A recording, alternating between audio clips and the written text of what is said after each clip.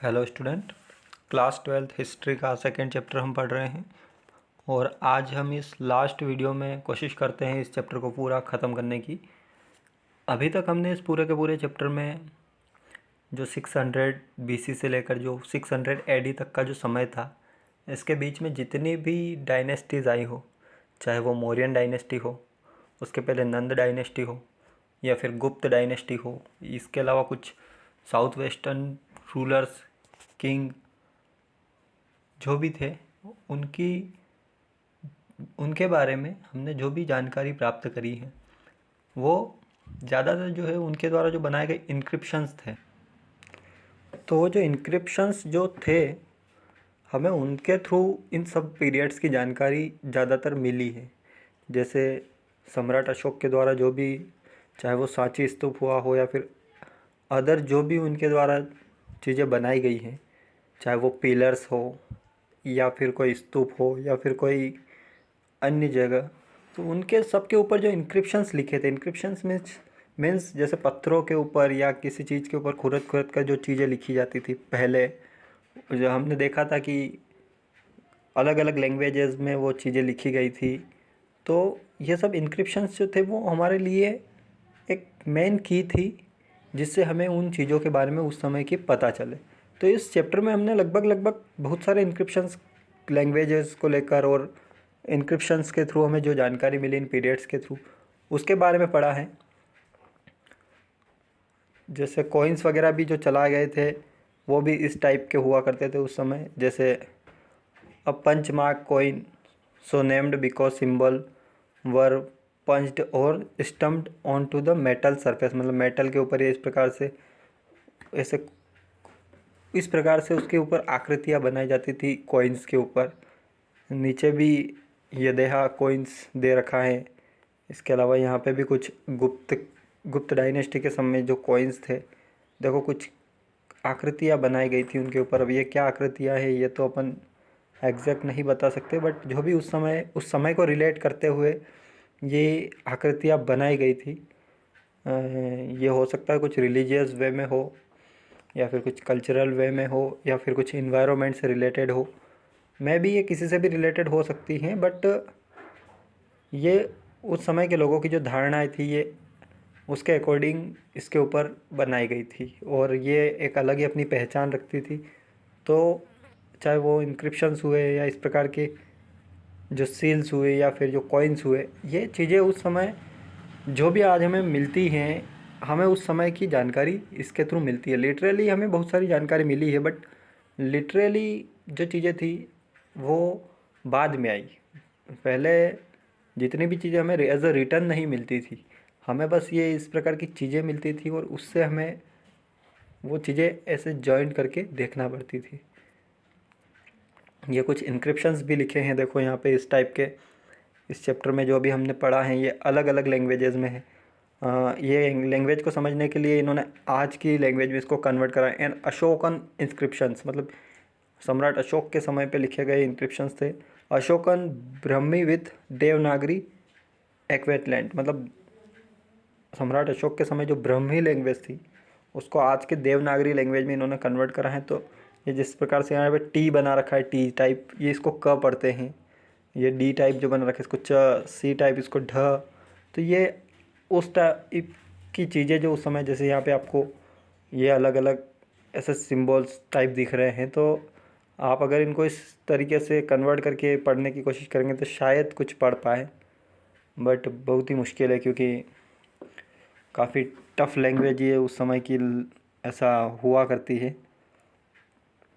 तो चाहे वो खरोष्ठी हो या फिर ब्राह्मी हो, इसको रीड करने के कुछ ऐसे मॉडर्न वे भी बताए गए हैं। जैसे मॉडर्न इंडियन लैंग्वेज जो है उसको ब्राह्मी में इस प्रकार से कन्वर्ट करा इन्होंने। इसके अलावा हाउ खरोष्टी वाज रीड उसको कैसे करते हैं, तो the story of the decipherment of Kharosthi, the script used in inscription in the north west is different here, find of coins of Indo Greek kings who ruled over the area have facilitated matters. मतलब जो coins के ऊपर जो लिखा गया था ना, वो उसमें खरोष्ठी लैंग्वेज में लिखा गया था।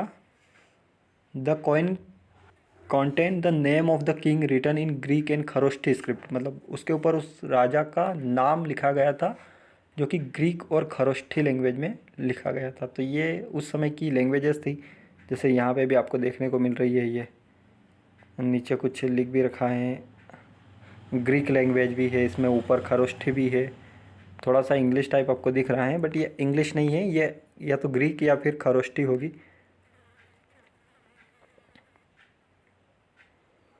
अ coin of the Indo Greek king Menander.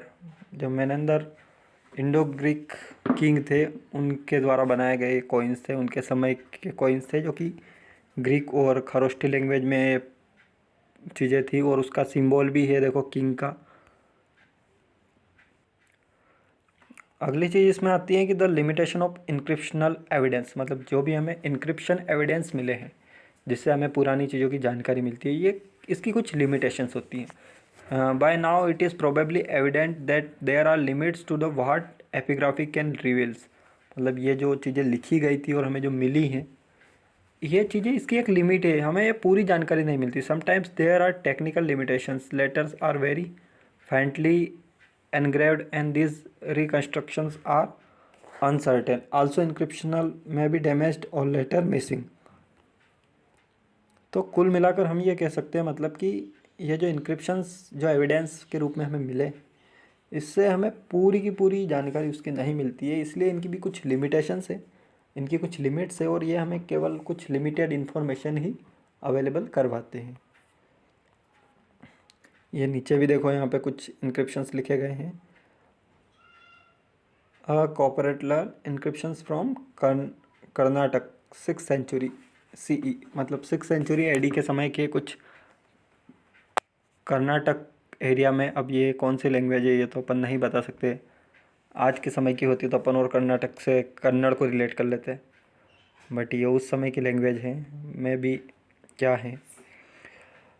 Timeline दे रखी है नीचे आपको, मेजर पॉलिटिकल और इकोनॉमिकल डेवलपमेंट जो है कौन कौन से समय में किस किस प्रकार से जो मेन डेवलपमेंट इकोनॉमिकल हुए या फिर पॉलिटिकल डेवलपमेंट्स हमें देखने को मिले हैं समय के साथ साथ, वो यहाँ पे इस टेबल में दे रखा है, आप इसको पढ़ सकते हैं।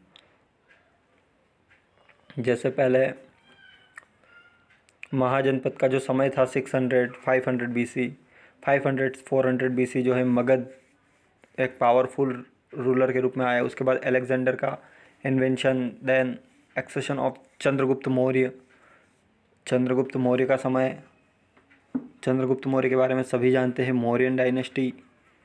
उसके बाद उसी डायनेस्टी से सम्राट अशोक, उनके साथ जुड़ा हुआ कलिंग वॉर, आपने उसके बारे में पढ़ा होगा, अशोक का धम्म। इसके अलावा मौर्यन एम्पायर का जो डिक्लाइन हुआ, end of the Mauryan empire. इसके बाद इंडो ग्रीक रूलर्स, चाहे वो चोलाज हुए, चेराज हुए, पांड्याज हुए in South India, Satavahanas in the Deccans, north west में इंडो ग्रीक रूलर्स। तो ये अलग अलग समय पे अलग अलग जगह पे ये जो आ रहा है। इसके अलावा शक वंश, Roman trade, gold coinage, then इसके अलावा अगर अपन मेन चीज़ें देखें तो समुद्रगुप्त जो है, गुप्त रूलर शुरू हो, उसके बाद उसमें समुद्रगुप्त के बारे में भी हमने पढ़ा था, Chandragupta second. Then rise of Chalukyans in Karnataka and Pallavas in Tamil Nadu. इसके अलावा हर्षवर्धन किंग ऑफ कन्नौज, कन्नौज के बारे में भी इसमें बताया गया है। देन अरब्स कॉन्क्वेयर सिंध, मतलब अरबियन जो लोग थे 712 AD के आसपास, वो लोग भी इधर आने शुरू हुए थे सिंध के आसपास। सेकेंड टाइमलाइन जो है, इसमें भी मेजर एडवांस इन एपिग्राफी में जो चीज़ें इनको आज के समय में मिलती हैं उसको ऐसे ट्रांसलेट करके, ये कन्वर्ट करके, कंपेयर करके पढ़ने की कोशिश भी कर रहे हैं, उससे बहुत सारी चीज़ें निकालने की कोशिश कर रहे हैं, वो भी हम इसमें समझ सकते हैं। तो इस प्रकार से हमारा ये चैप्टर था सेकंड, जिसमें बहुत सारे जो इंक्रिप्शंस हमें मिले हैं उसके थ्रू हमने इन अलग अलग समय में जो अलग अलग जानकारियाँ मिलती है उसको ऐसे पढ़ने की कोशिश करी थी। आई होप कि आप इसको अच्छे से समझ पाए होंगे। Thank you.